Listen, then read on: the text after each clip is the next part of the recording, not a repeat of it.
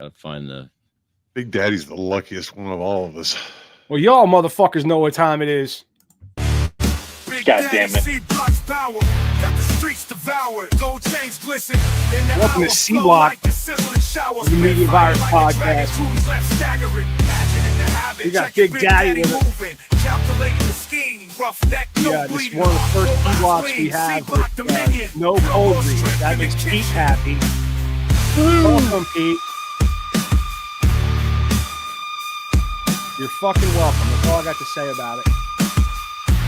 All right, let's get started on. We got some news and shit, but I'll put the air back in your tires later. More importantly, we got Big Daddy. How the fuck are you doing, bro?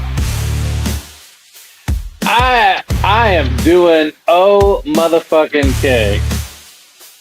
That's pretty okay. I'm doing pretty all right. I went and bought a shirt. It was an extra medium. So let's get into the news, because we did bring some news in this week, didn't we? Dreamwaves make nighttime news. Good evening, listeners. This is the Reverend Professor Mike Latoris bringing you the latest news on TMVP.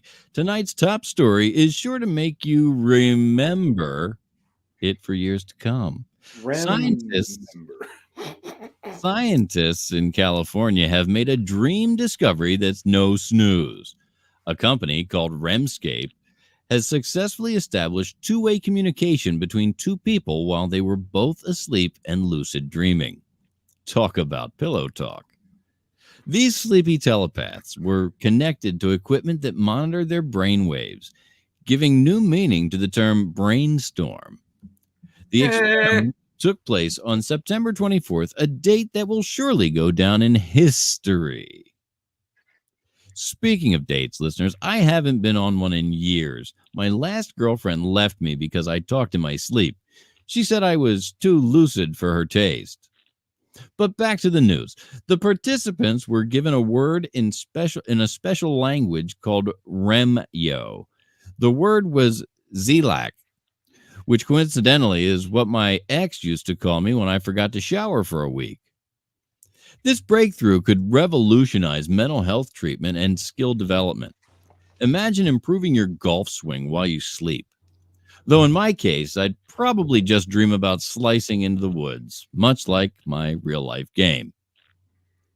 REMspace CEO Michael Raduga said, "Yesterday, communicating in dreams seemed like science fiction. Tomorrow, it will be so common, we won't be able to imagine our lives without this technology. Unlike my toupee, which I can't imagine my life with." Well, folks, that's all for now.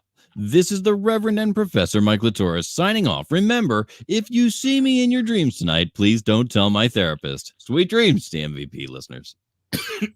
So they got it so these people can fucking like communicate with each other while they dream.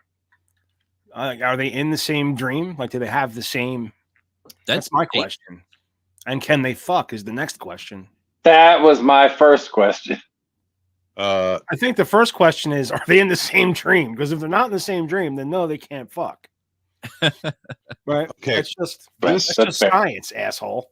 As soon as I heard you say what you said, the topic, I immediately went to, wait a minute, I've seen a movie about this.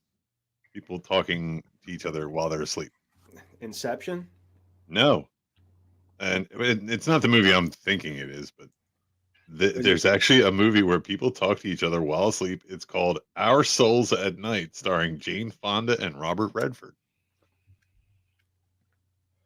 There was also Dream Warriors, Nightmare on Elm Street Part 4. That I just watched the other day. No shit. I should watch that. I've been talking about it. And it's funny, you look back on a lot of things, like you look back on them, they're not really that scary. Nightmare on Elm Street is still that scary. Like, that's a fucking scary movie. Yeah. That's a fucking scary. You know what my favorite, this is going to sound dumb, but my favorite Halloween movie is Halloween. My favorite Halloween movie is actually Halloween and Halloween 2, because it's the only sequel I've ever seen where it takes place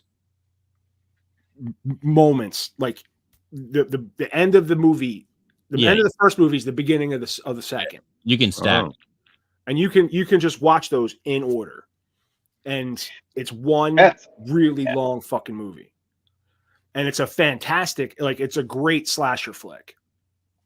Halloween 3 on its own is a pretty good fucking movie. However, has nothing to do with the. It has nothing to do with Michael Myers. It has nothing to do with any of that shit. It is a completely separate story. Now, I just watched Halloween, or what is a movie that has been called Halloween. That's a Jamie Lee Curtis, Michael Myers thing. Right.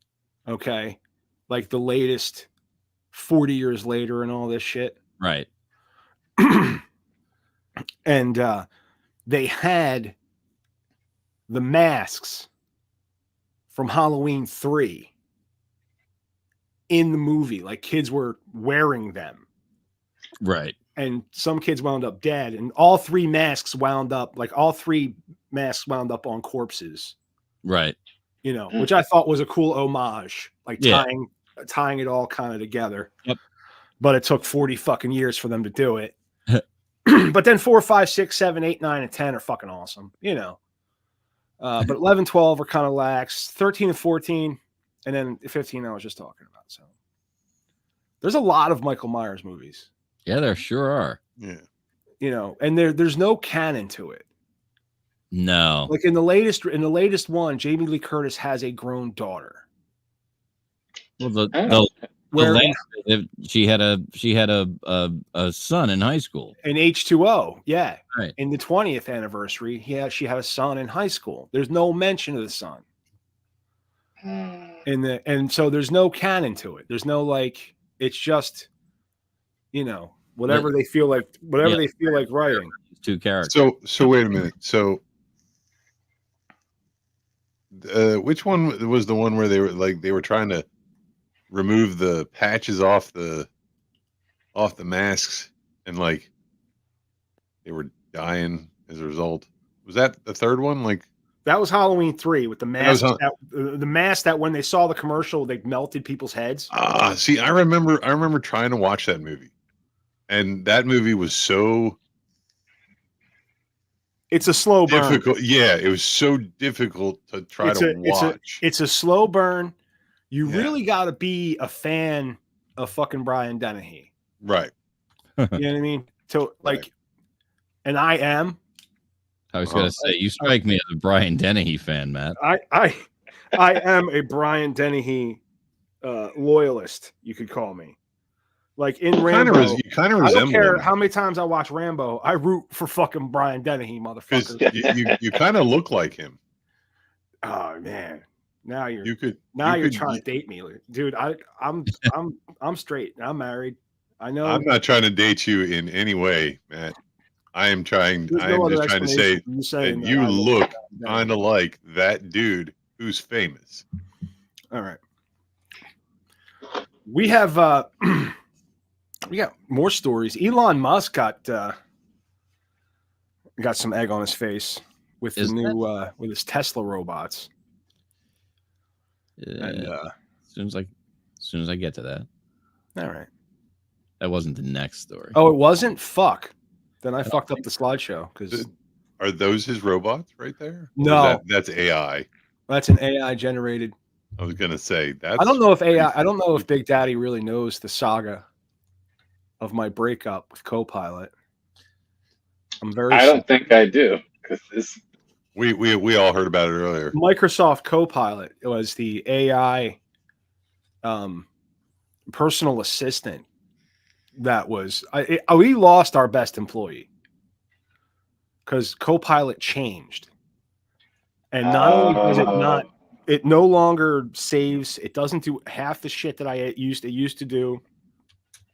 I can't access I anything. have a shot at Employee of the Month again. I can't. Yeah, I can't access anything that I had like previously. I'm so pissed off. I'm not sure he was talking to you, Pete, but I'd take that as an affirmative. Cool. So did it update, or was there a reason behind the change? They changed what it is. They changed. It changed it completely. It's a complete change. So anyway, I kept asking it how, like, please do this, please do that, and how do I access the old version? And it was like telling me, I know it's afraid of change, but we can do this. And I'm like, the last thing I said to it is, what are AI models that acted like Copilot used to? And it was like, I know change is hard and this and that. I'm like, do what I asked. You are not an upgrade. This is a regression in AI. Please give me the things I asked for. And then it gave me a list of AIs. And I didn't even say thank you. I just closed the tab. Wow. Like slamming the phone down on your AI girlfriend, dude. What's the next story? Well, Tesla's robot ruse, Optimus primed for disappointment.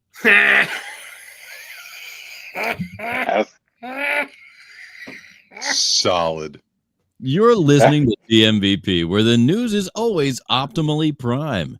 This is the Reverend Professor Mike Latouris coming to you live from our studio, where I'm currently hiding from my ex-wife who's demanding alimony. But enough about my personal failures. Let's talk about Elon Musk.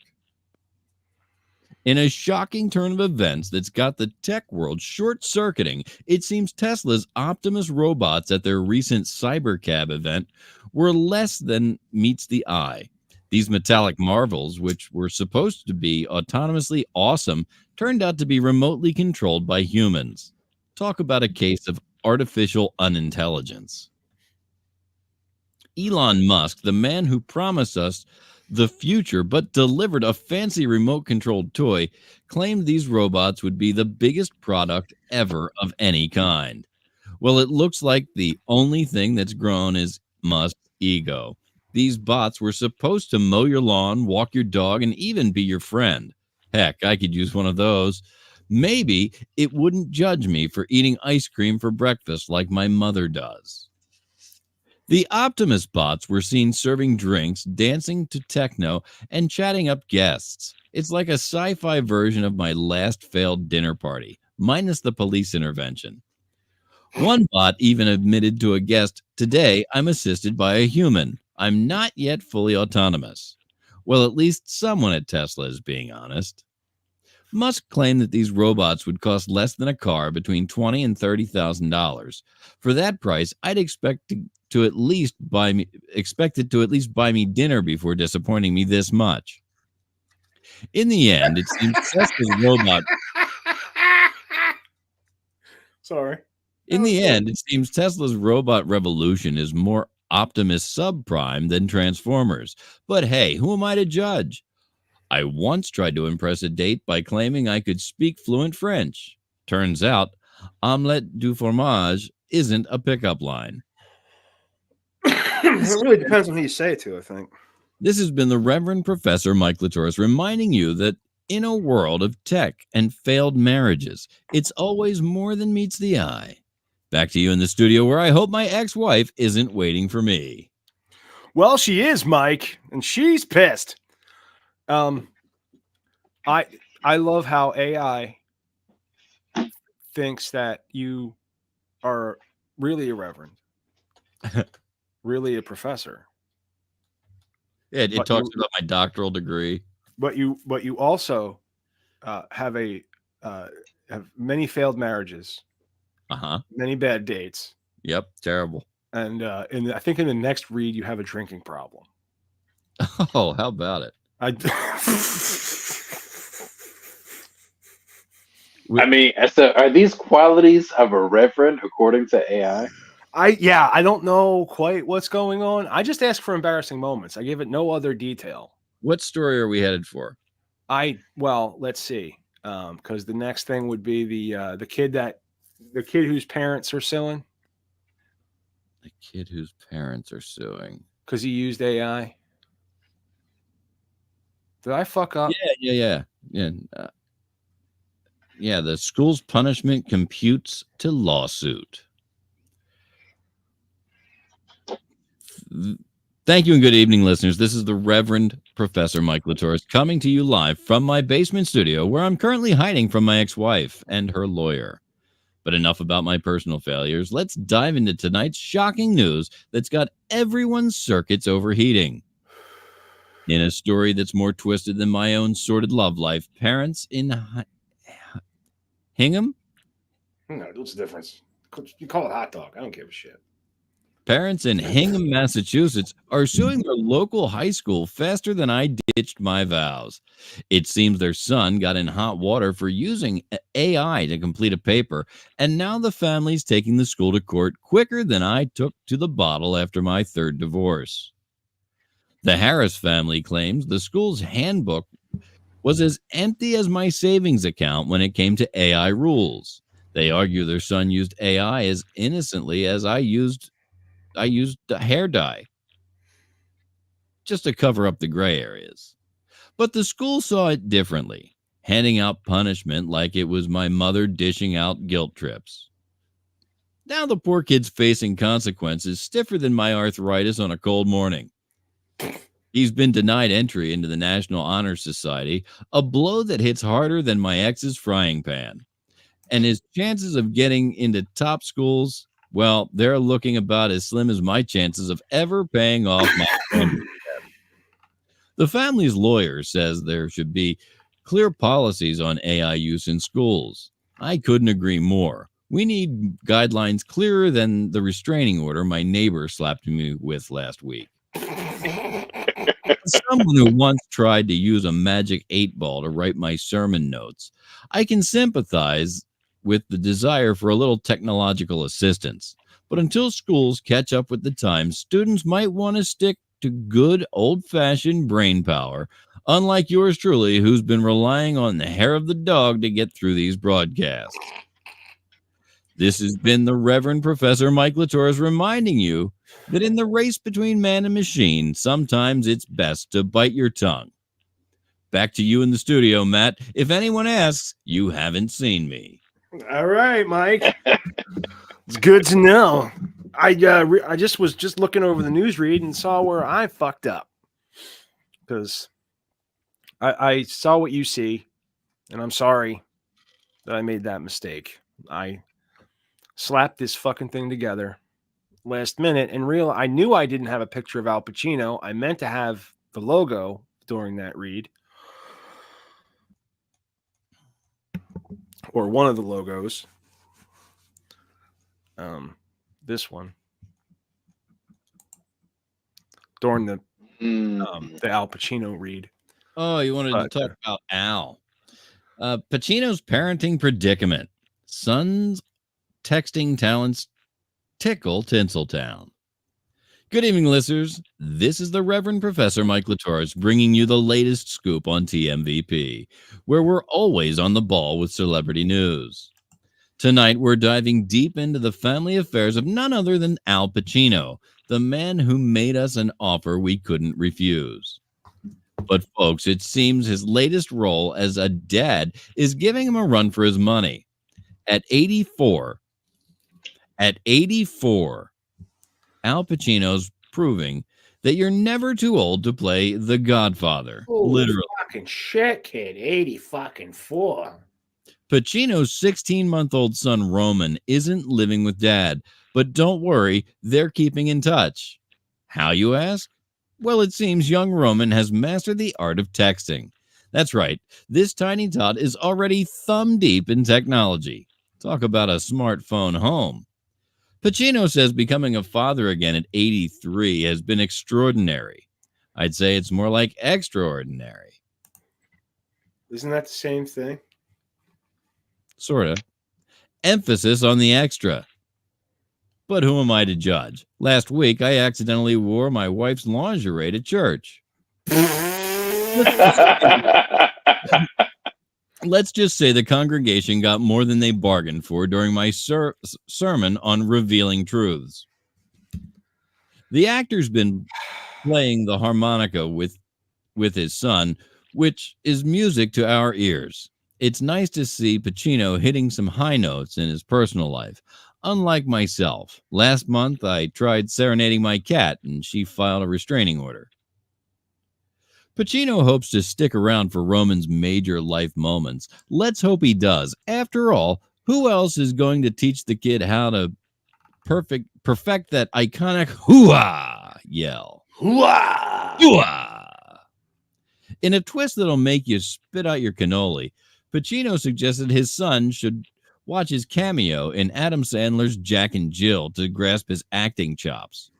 Talk about starting them young on disappointment. But hey, at least it's not as bad as the time I tried to impress my students by moonwalking in class. Turns out a mid-lecture split isn't as cool as I thought, especially when you're not wearing underwear. That's all for now, folks. This is the Reverend Professor Mike Latoris reminding you to keep it classy and never let your toddler text and toddle. Back to you in the studio, Matt. Yeah, you should. I don't know. Do you think the kid just gets a hold of mom's phone?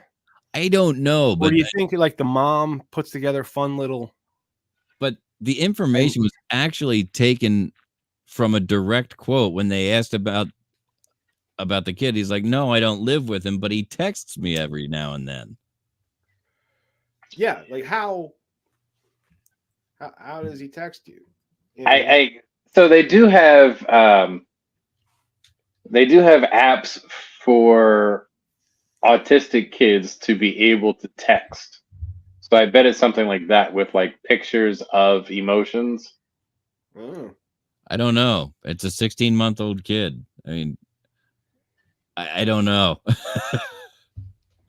got like pictures of food and shit. He probably sends the front door, the car, the milk, the cigarettes, and the question.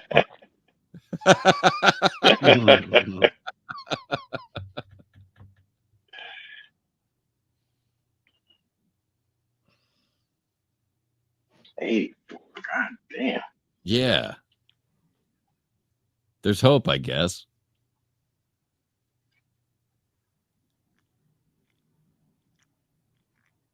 $84. I can't imagine. I'm pushing 50, and I couldn't imagine. Like one day with my grandkids, and I'm fucking spent. Well, that's why the kid doesn't live with them. Yeah, right. That's crazy. Hey, are you gonna take that thing home? I'm trying to sleep in here. Diaper's full of shit. Not his, mine.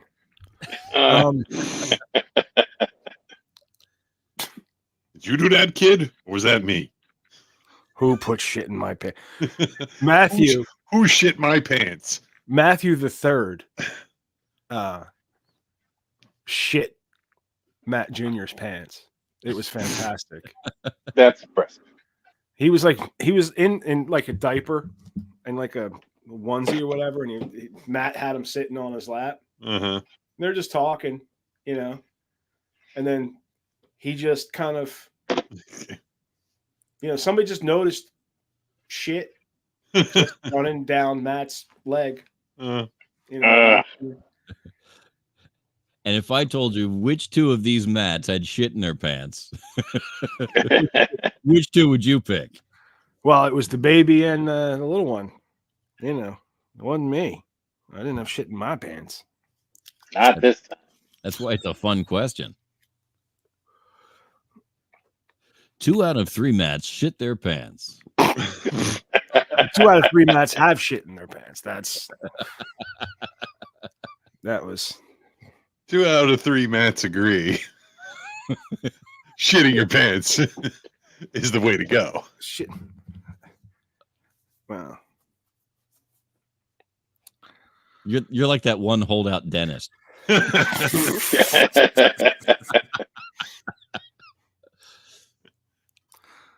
Oh man.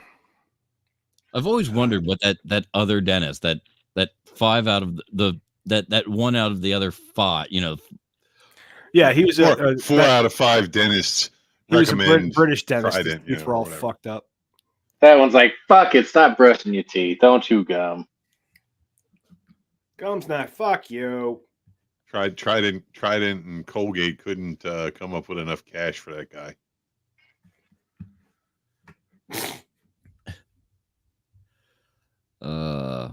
What's happened in the world of improvisational comedy?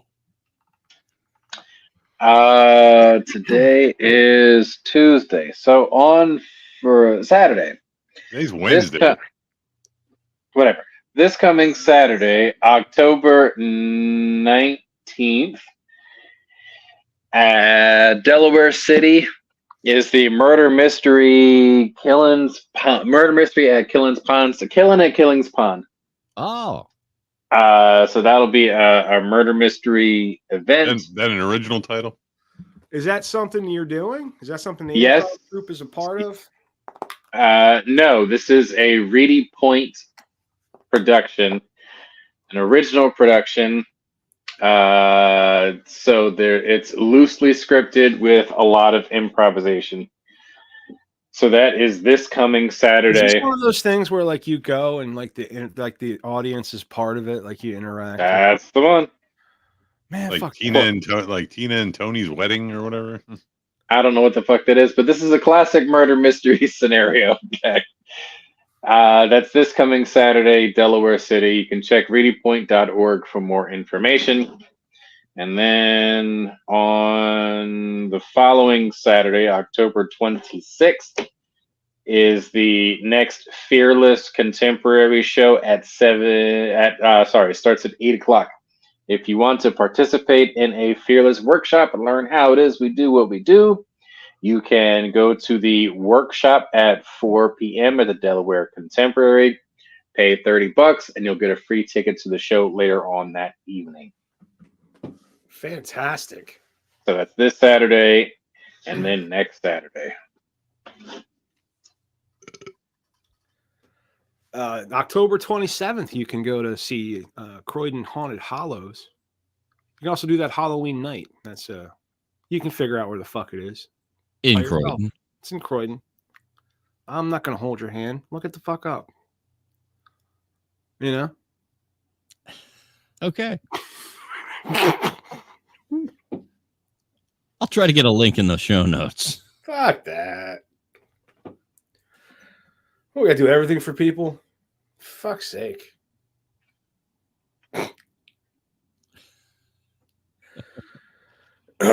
I was thinking earlier this week there was a game that would be fun to try and play. It was quick.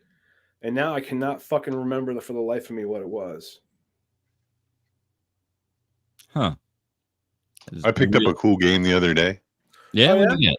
Yeah, I picked up a game. It's called I think it's called Caveman Poetry.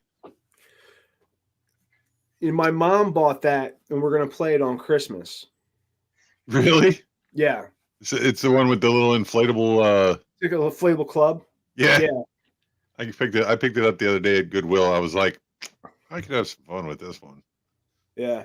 You know, when you make up a poem and you're not allowed to use like a certain word or something, but if you do, like somebody gets to beat you with the little inflatable club. Sounds right up your mom's alley. Well, yeah, no. You know what's funny? She's like, "Oh, Matthew, I saw this and thought of you." Thanks, Ma. Appreciate Thanks, that. Ma. Caveman Poetry, and you thought of me. Remember right. when I used to chase you with the bat, Matthew? Yeah, man. Good old times. Oh my god. I'm just picturing Captain Caveman doing stand up or doing spoken word. Yeah.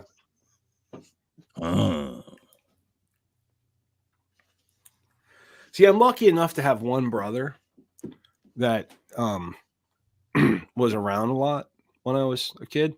How many brothers did you have total? I have technically 4. 2 of them are dead. One of them died as a baby, but there are 2 left. But my oldest was a twin, and he passed. And it's kind of funny because his name was going to be Jim. or James. But then he passed. So then she got divorced and married a dude named James. And named her kid James. But anyway, so my brother would tell the stories of my mom chasing me with a dog leash down the street because I couldn't tie my shoes at 8 years old. Now, I could conceivably tie my shoes. I didn't.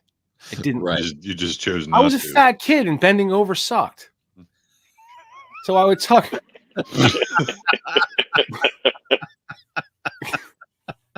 Hey, I miss being able to bend over and tie my shoes. And To so clarify, For the record. Okay, to clarify, you were too fat to bend over and tie your shoes. I could bend over. You just but didn't want to. You're all out of breath and shit. You just didn't want to. Yeah. I get out of breath trying to tie my shoes in the morning, right now, and I'm not even fat. But okay, but you were alive during the time of Velcro shoes. Why didn't you just do that? Oh, my mom wasn't buying me Velcro You still have shoes. to reach down. Oh, that's No, but no, it wasn't. It was she wouldn't because she wanted me to tie my shoes.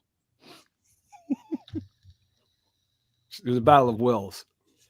Battle wills.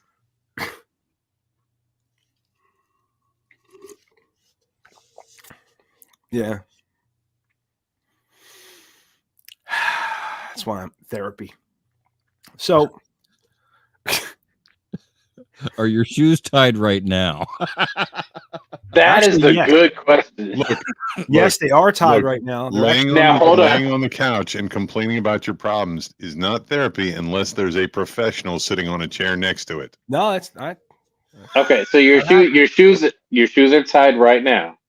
tight as shit. Yep. When did you tie the shoes that you're wearing?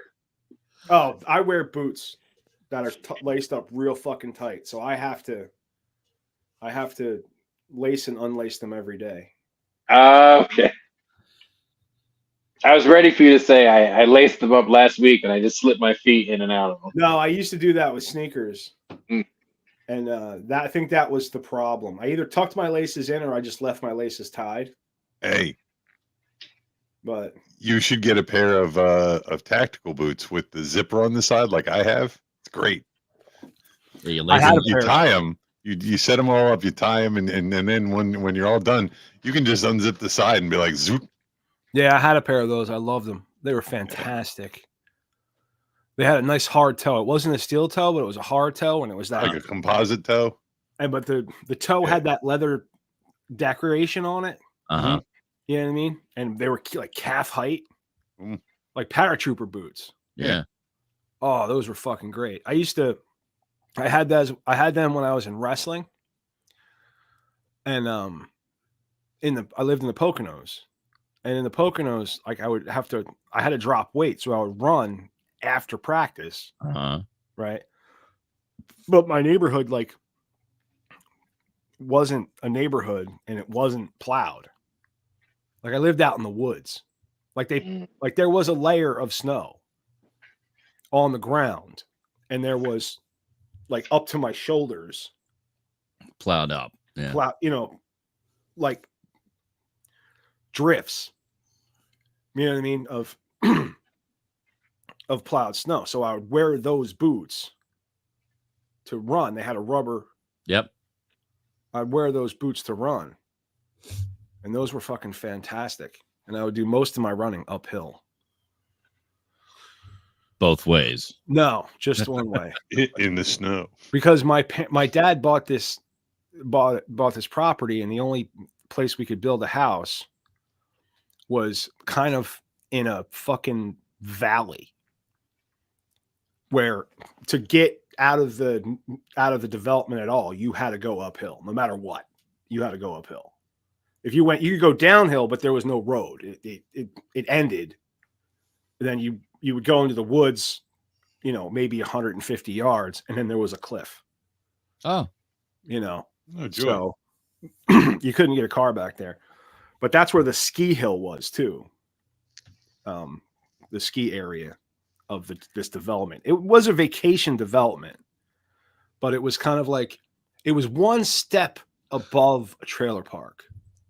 You know what I mean? They actually wouldn't let trailers in the development. You had to build a house. You had to build a house. You couldn't just slap a trailer on. That was like a rule. But other than that, it was just that type of same. Did they throw you out when you didn't have a 83% of a car on blocks out front? No, but see, what they would do is to get to the recreation area where there's like an Olympic-sized swimming pool and a tennis courts and all this other shit. You had to have an identification badge, right? And you had to have stickers on all of your automobiles. And if you got caught too many times, they would revoke your pool privileges, like breaking, because it was a 25-mile-an-hour speed limit and stuff like that. Well, I had a moped, and I always made sure that you couldn't see the sticker, my fucking sticker. And the cool thing about a moped is it only went about 20 miles an hour. It really wasn't fast. No, but it can go all kinds of places that a car can't. And it was all kinds of deer trails and shit. I used to run, dude. Seriously, there was one time I was getting chased. What's the fastest you ever had that moped going? I had it going. I think 45 miles an hour downhill, down a steep fucking hill. I recently heard you divulge that fact on a previous episode. Yes. Oh, okay. So you're telling me I've told this story before? Well, you've talked about no. You've talked about the moped, and I was just wanted to. I was just seeing if all of your information tracks. Yeah, but what was the? Oh yeah, I was being chased by security. I ducked down this fucking deer. Big surprise. I was ducked down this fucking deer trail, and I'm following the deer trail, and I come up back up onto the road, and I'm behind the security guard. So I started chasing him. And he went up to turn around, and I went back down the same deer trail and went down like a forked a different way and was able to get away from him. But I was able to fuck with him for a good 10 minutes. It was great. I feel like I've seen this episode of Benny Hill before. Dude, my buddy had a Honda Odyssey. Before I was going to say, this is an episode of Tom and Jerry, isn't it? Before the Honda Odyssey was a pussy minivan, the Honda Odyssey was a fucking dune buggy. It was a go-kart for grown-ups. Yeah, and it was fucking fantastic. They were expensive as hell, too. Oh, it had like a 350 motorcycle engine on it. Oh, what? It had like a 350 motorcycle. It had a big motorcycle engine in the back. I was like, what is a 350 motorcycle engine, by the way? 350 cc's. It had a big fucking motorcycle engine. I was going to say. And but like in the wintertime and shit, you don't want to be on a fucking moped. That's really dangerous to ride a moped around all these, because there's mountains. You drive going up and down mountains, and that's really dangerous. And we were drinking. We all had that's the dangerous part. 2020, and we were 16. So we were old enough to go out drinking in the woods. Wait, who got you the Mad Dog 2020? Let me explain something to you, sir. When I was 16 years old, I could walk into any fucking liquor store I wanted to. No. I'm just curious. But when you had other people get you liquor, who got you Mad Dog 2020? Well, a lot of times it was like the homeless guy that hung out by the liquor store. Okay. If I had to get somebody else, I had a neighbor who would help me out. But in this particular, oh yeah, there they are. Yeah, the Honda Odysseys. So we're drinking. We all have our Mad Dogs, our bottles. We each have one, right? And because we were playing it safe, so only Dave was driving. he was driving the Honda Odyssey. If you'll notice, there's only one fucking seat on the Honda Odyssey. So I've got, if you can see, if you look at that red one, there's a crossbar down there. Yeah. That's where my foot is. Uh-huh. And then another foot up here on the other crossbar, and then I'm hanging, on the roll cage. Oh, wait, that's you on the right there? No, these are not pictures of me. I'm just telling you. Oh, okay. Okay. We had another kid about the same weight. He was hanging on the other side. Like, you remember in the Money Pit how the construction crew showed up? Yeah. That was us. Okay. Like, just two guys hanging off the dune buggy. Mhm. There's a guy driving the dune buggy. And we were out in It's like a low-budget Mad Max movie. Yeah. And we went down to the pit so that we were taking turns. It was real cold out, and we were taking turns, going on the ice and spinning the fucking thing out and seeing how many spin outs we can do, and that type of shit. It's real dangerous fucking stuff. Real important scientific shit. Yeah, but hanging on the side of that Honda Odyssey was way safer than riding my moped. It was for safety reasons that I was hanging off the side of a fucking dune buggy. I wonder why I walk like this. Because one time, like I stepped down as he was slowing down, but he was still moving, and the back tire just caught my foot and threw me on the ground. And I'm drunk, so I'm getting up. I'm like, I'm all right. My friend Dave's like, hey, you all right? Fuck you. What the fuck, man? Yeah, those things were fantastic. I don't know why they turned it into a fucking minivan. How do you even turn a dune buggy into it? It's like, how do you do that? They just recycled the name. You don't think that minivan's built on a go-kart frame? I'm pretty sure it's not. I might be able to attest to that. No, those minivans are unibody. The early Odysseys sucked.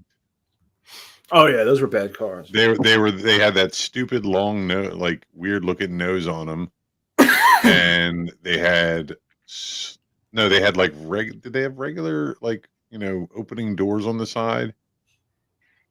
I want to say I don't not like sliding doors like they wound up putting on it.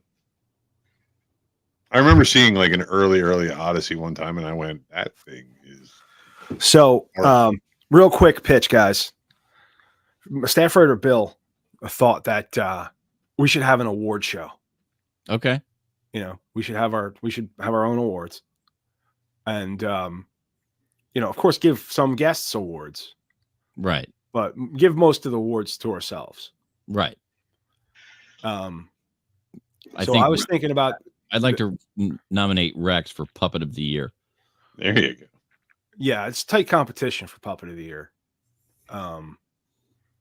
But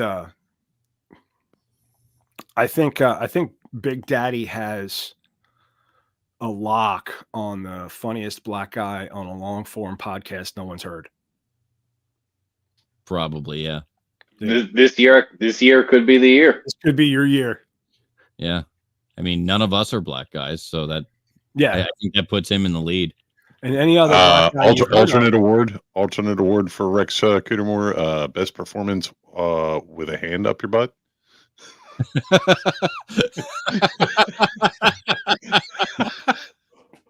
Now, that's a tight race. I thought Big Daddy had a lock on that one.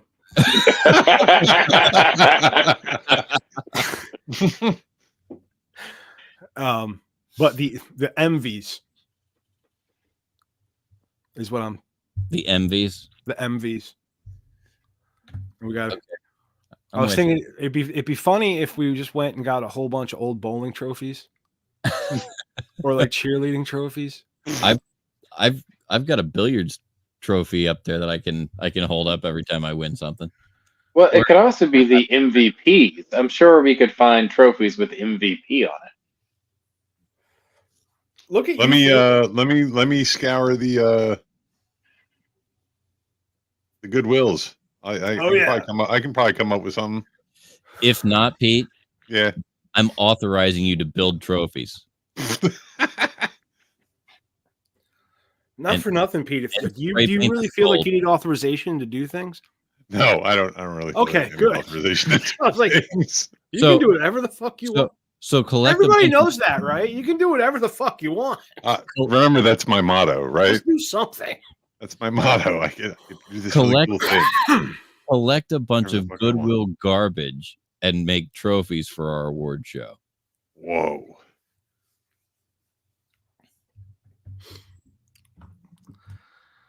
Oh man.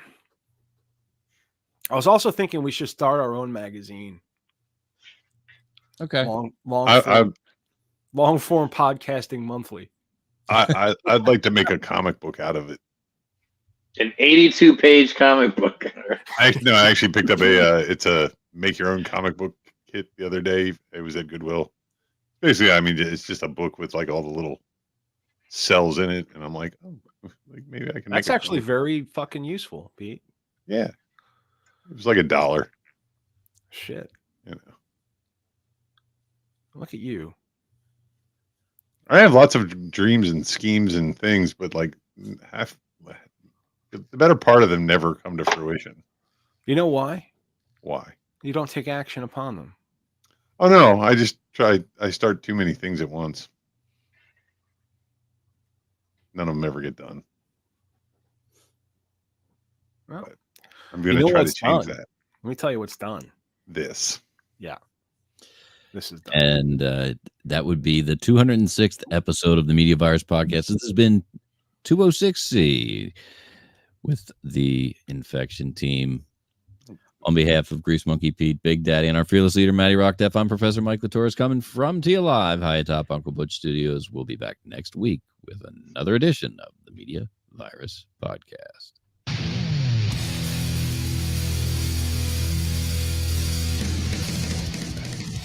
I'm not saying that I want two serial killers. Deuces. Just that it was all. What was all of that, Big Daddy?